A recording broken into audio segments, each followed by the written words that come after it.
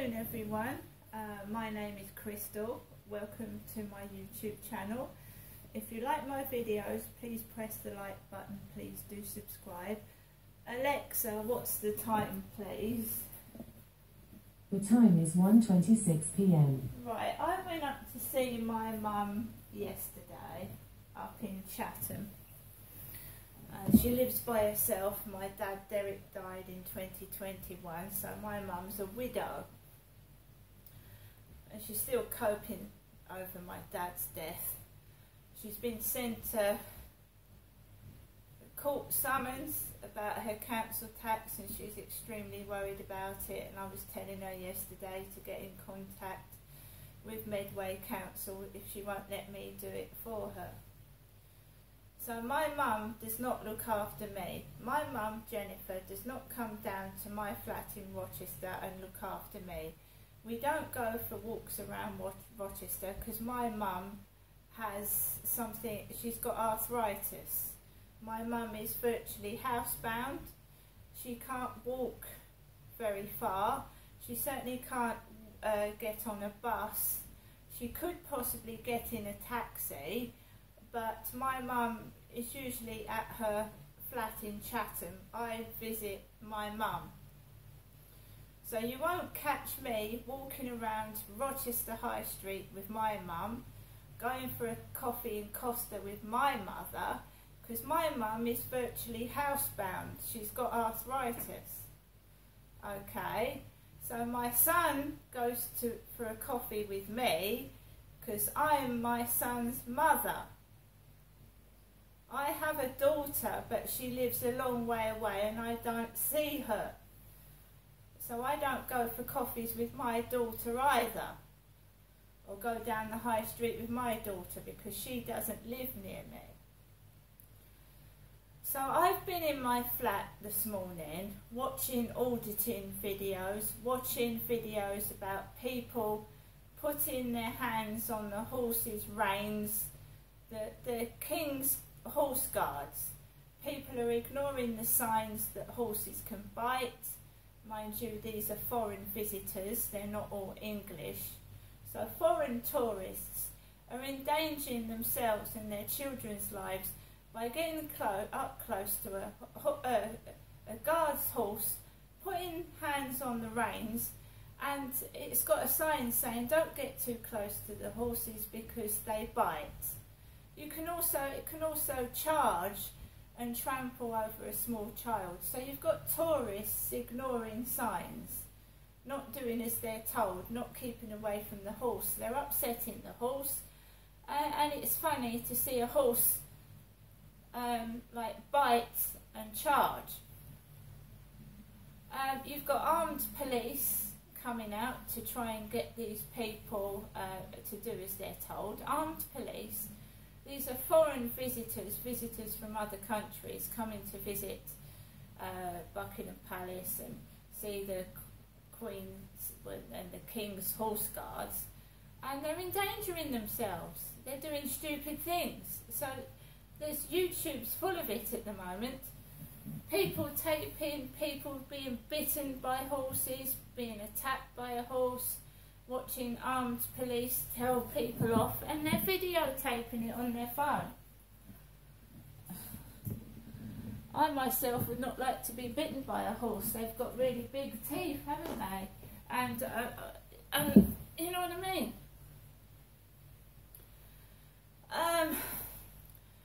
So I've been in my flat all day.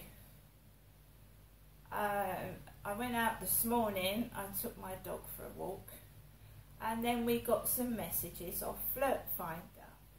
And do you remember I uploaded a video where Ian phoned me, or I phoned him, whilst that Charlie was on the field in Rochester, and he told me he was in the bloody garden. Well, Ian's got in contact with me again. This Ian. And he's messaged me on my iPhone.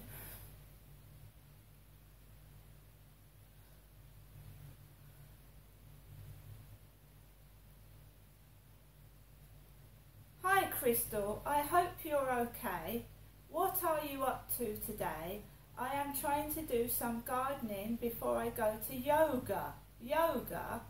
Later, Ian, kiss kiss. That was at 12:46. Later on, I looked out of my window and I saw the guy from over there with a waistcoat like I've got, the blue one, going out with his male boyfriend. So two blokes, one looked like they had my blue waistcoat on, was walking up the path. The girl over there came back with her mum, and her mum had this bag. Her mum had this bag, honestly, that I took up to my mum's with my washing in yesterday. These are popular bags. These are from Morrison's, by the way. Nothing sinister's going on.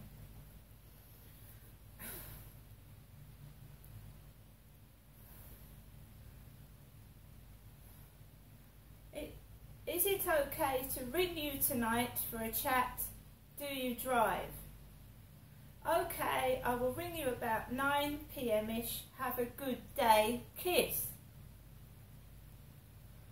I've had messages also off a Flirt Finder. I'm a single woman on my own. I haven't met anyone off of these dating sites. When I was at Lansdowne Court, I joined a dating site with Viva Street Dating, and I would get the most weird phone calls imaginable from Birmingham, from all over the place. These weird phone calls. This guy, one of these guys, wanted to come back to my flat. I said, no, why have you got to come back to my flat? What's wrong with yours? That's warning bells.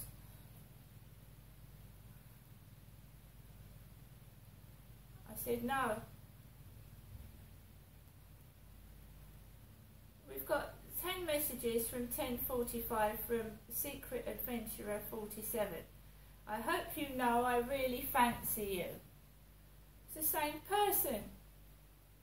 Kisses after their messages.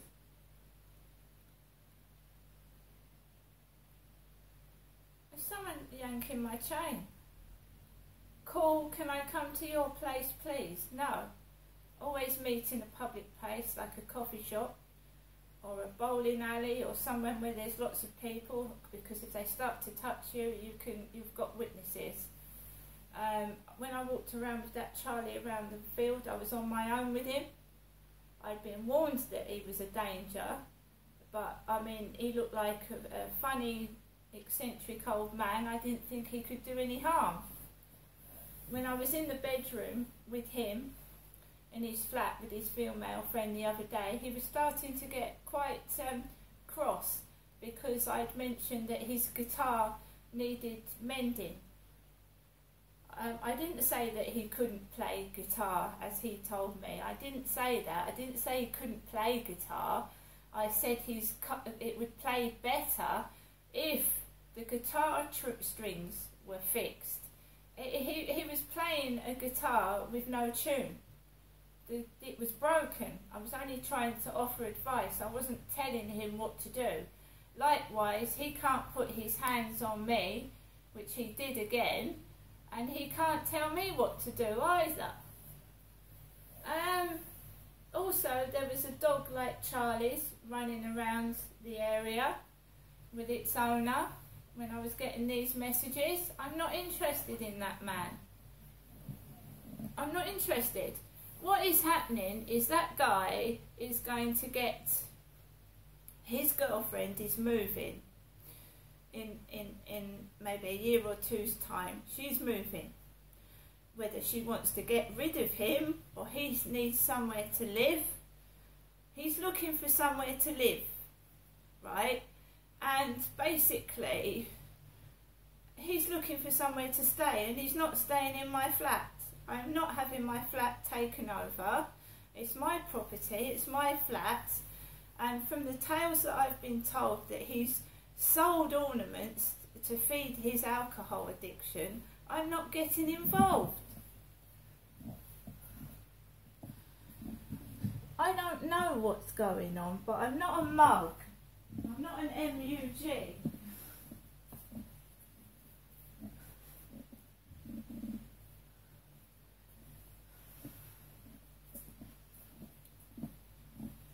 It all starts like that, doesn't it? Rubbing your leg. Oh. No, no. No means no. I've told that guy 3 times, I don't want to hold your hand, I don't want to touch me. The next time, it's the police. That's the end of it. And if the police don't do anything, which they probably won't, then I'll have to get a restraining order out on him. I don't mind going for a coffee with him and his female friend, but when I'm alone with him, he touches me and I don't like it. So when I go for a coffee, I'm going for a coffee with him and his female friend. I should be sitting opposite both of them because they are friends, right? They're nothing more than friends. Some people that I've met while I've been walking on the field with my dog. They're not intimate friends, they're just people I speak to. Anybody that takes anything further is going to get told off. Loudly.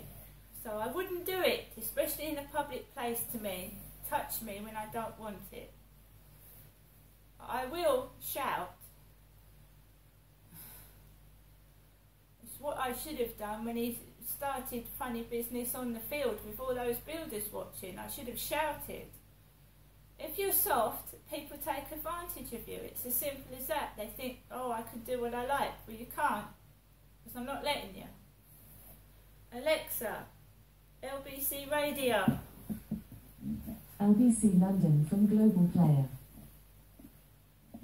Votes by Congress and conspiracy against rights. Now that last one is interesting because that is a more than century-old law, first enacted to combat the Ku Klux Klan, and in modern usage, it has been used to prosecute election rigging and other election tampering plots.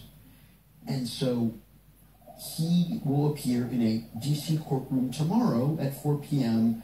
To answer these charges, and they are quite serious, and they stem directly from his attempt to remain in office despite losing the election by pressuring the vice president to illegally hijack the certification of electoral votes on January 6, 2021, and declare him and Mr. Trump the winner, and a couple other different plots that are spelled out in the indictment. Well, you mentioned the Vice President at the time, Mike Pence. Yes. These charges were clearly serious enough for him to finally find his backbone, and although, to be fair to him, he showed a bit of backbone on the day, didn't he? But to finally find his backbone and say, no man or woman is above the Constitution, anyone who thinks they are should not be allowed to stand for President of the United States. I mean, that's probably the strongest we've heard from him, isn't it? It is very strong. It's also consistent with things that he has said since that day, and he did perform his job admirably on the 6th. But Pence is an outlier among the Republicans who are vying for their party's nomination against Mr. Trump. Aside from him and a couple of former governors, Chris Christie and Asa Hutchinson, the others in the field have remained in lockstep behind Mr. Trump, supporting him, denouncing the prosecutor who brought this indictment. And it's frankly very weird because in a normal political environment, if you're running for office and your opponent gets indicted, you are usually happy about that, and you usually try your darndest to draw attention to it. But they're not, because they don't want him martyred, do they? Because he wants martyr status here, doesn't he? I think he would love martyr status, and I think his competitors for the nomination, frankly, would be happy to see him martyred. they're not necessarily fans of him, but they're terrified of his voters. They are terrified of the 40 to 30% of Republican primary voters who have supported Donald Trump and will support Donald Trump through thick and thin. Right, guys, I've got to walk my dog. I'm going to walk Max, take him on the field a bit later. I went out to see my mum yesterday. I live by myself, I cope by myself, I cope very well. It's a difficult situation, but I can see what's going on in the world. I can see what happened in 2008. I can see what goes on to cover things up. I've seen it for myself, right? You go and ask for help, nobody helps you. You go somewhere else, they don't help you. You go somewhere else, no one helps you. When I first moved into this flat, I asked to see somebody. They said that they was going to get someone to see and help me move in. Nobody did. Once people have got your money, they don't want to know. The whole world is about money. If you haven't got any, you're fucked. And that's all it is. I can pay for friendship. I can pay to get a partner if I've got the money. But if you're poor and you've got nothing, you're left alone to rot. It's as simple as that. If I had money, I wouldn't be living here. I'd be living somewhere else, obviously near my family. But I've just got left behind. And that's it, I've just got to cope with it. And if I don't want to be an old lady in the future that is just left to rot and just, you know what happens when you're gone. They come like vultures to strip your flat bare and take everything. I've seen it happen to other people. Parents never see their kids, never see their family, and then when they drop dead, all the family comes round to like vultures to strip their flat of all their belongings when they didn't even bother to speak to them when they were alive. I've seen it. I'm not stupid.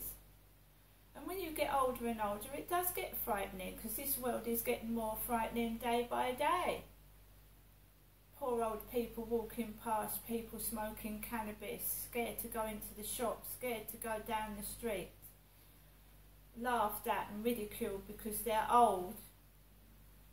I mean, this world is a frightening place for anybody.